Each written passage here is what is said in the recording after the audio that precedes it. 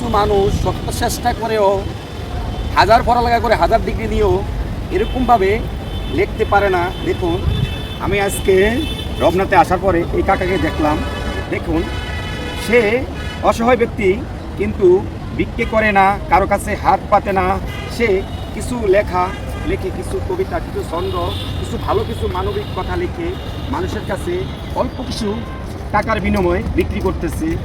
তাহলে আমরা এই কাকাকে সবাই যখন আমরা ঘুরতে আসি রবনা পার্কে, কাকাকে দেখার সাথে সাথে আমরা কাকাকে কিছু হেল্প করি। এটাই আমাদের মানবিক দৃষ্টিতে ভালো, তাই তো?